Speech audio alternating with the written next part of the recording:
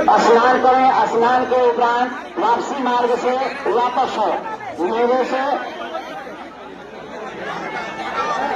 रुक जाओ।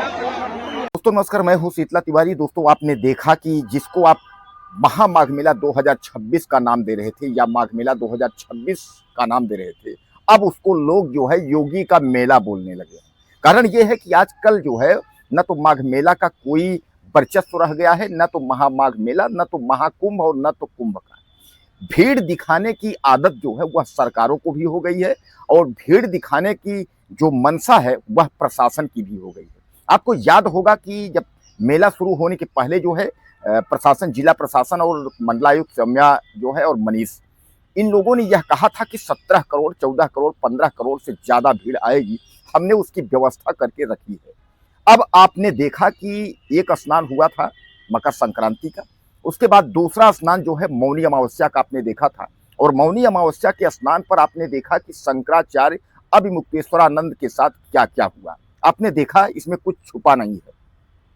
अभिमुक्तेश्वरानंद के ऊपर आरोप है कि इन्होंने अपने 100-200 समर्थकों के साथ, यानी साधु संतों के साथ, यह संगम नोच पर जो है पहुंचे अपने रथ से, और उसके बाद जो है पुलिस की बैरिकेटिंग तोड़ी, और बैरिकेटिंग तोड़ने के बाद जो है यह अफरा तफरी का माहौल करना चाह रहे थे, जिस पर पुलिस प्रशासन जो है तत्काल एक्शन लेते हुए उसके बाद उनको हिरासत में लिया, यानी उनको जो है वहां से निकाल कर बाहर किया। यह जो है पुलिस का आरोप है।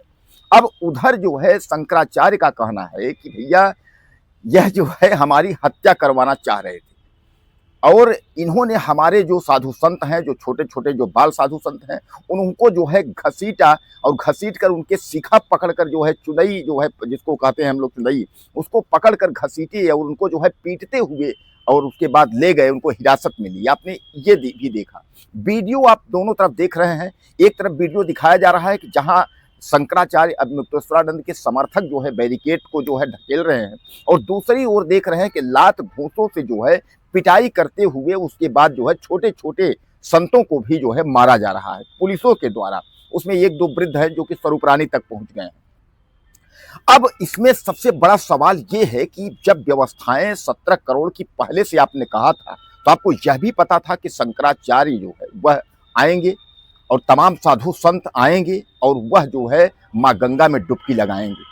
दोस्तों आप लोग कुंभ से लेकर के हर मेले में आप लोग यह भी जानते हैं कि चाहे वो माघ का मेला हो, चाहे कुंभ, चाहे महाकुंभ हो, उसमें परंपरा यह भी रही है कि पहला स्नान शंकराचार्य, उसके बाद नागाओं का, फिर जो है स्नान जो है पब्लिक करती है।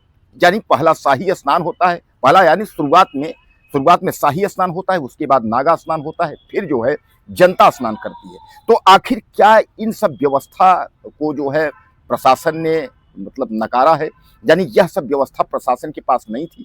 प्रशासन ने यह क्यों इस तरीके की बात कह रही है कि सब भीड़ जो है इकट्ठा हो गई, जिधर से भीड़ पब्लिक जा रही थी उधर शंकराचार्य ने रास्ता रोक के रखा है, और इसलिए अफरा तफरी हो जाती, घटना हो जाती। तो यानी क्या शंकराचार्य की आने की कोई व्यवस्था नहीं थी?